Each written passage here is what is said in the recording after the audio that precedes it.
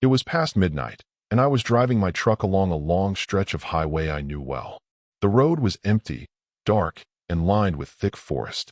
The only sounds were the tires on the asphalt and the occasional howl of a distant animal. My eyes were heavy, and I could feel the fatigue creeping in, but I had miles to go before I could rest. Then I saw it, a figure on the side of the road, waving frantically. At first, I thought it was just a hitchhiker. I slowed down, rolling my window down. "Need a ride?" I called. The figure didn't answer. It was tall, unnaturally thin, wearing tattered clothes, and its face. I couldn't see it, but I felt it staring at me. My stomach twisted, a warning I couldn't ignore. I shook my head and started to drive again, but then I heard it, the sound of footsteps running alongside the truck, crunching over gravel. I looked in the side mirror. The figure was keeping pace with me, running, but not like a human.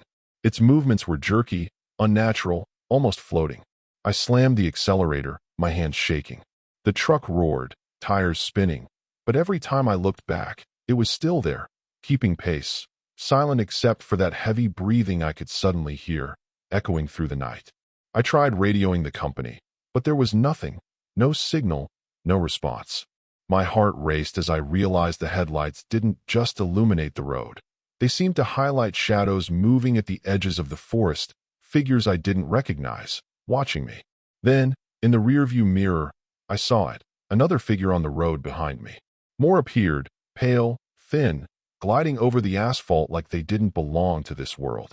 The radio crackled suddenly, static at first, then a voice, low and raspy.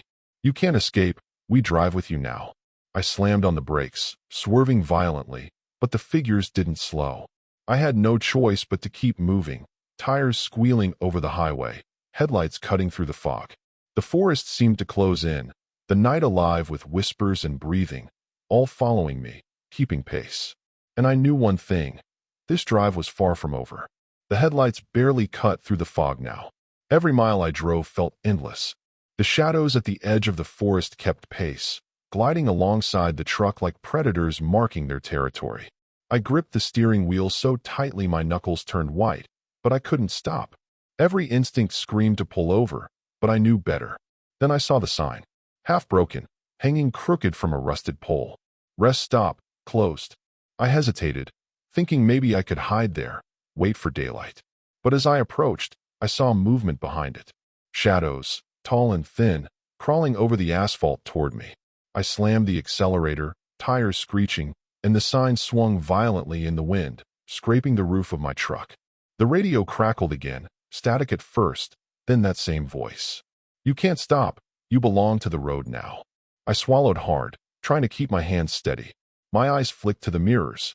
There were more figures now, dozens, pale, faceless, sliding silently over the highway behind me. Some were even in the lanes ahead, gliding slowly toward me, blocking the way. I could feel their presence in the cab, like icy fingers brushing against my neck. The truck's engine roared, vibrating beneath me, but it didn't feel like enough. Not even close. I knew, with a sick certainty, that this highway wasn't just haunted, it was alive. And whatever had joined me on this drive had no intention of letting me leave. I pushed the truck to its limit, the tires screeching on the asphalt as the shadows closed in behind me. My heart pounded so hard I thought it would burst. The voice on the radio crackled one last time. "You can't leave." I prayed, gripping the wheel, eyes wide. Then, just ahead, I saw a faint glow, the lights of a small town. I swerved toward it, praying the figures wouldn't follow me into civilization. As I entered the town, the shadows froze at the tree line, unmoving, as if the road itself had thrown me out. The dragging steps and whispers stopped instantly. Silence. I parked the truck at the edge of a well-lit gas station, shaking, drenched in sweat and cold. I didn't look back, but when I glanced at the mirrors one last time, I saw faint shapes lingering at the edge of the highway, pale and still, watching. I never drove that road at night again. Not for deliveries, not for anything. And sometimes, when the wind howls just right, I swear I can hear that low, raspy voice through the hum of the engine, reminding me, some roads never let you go.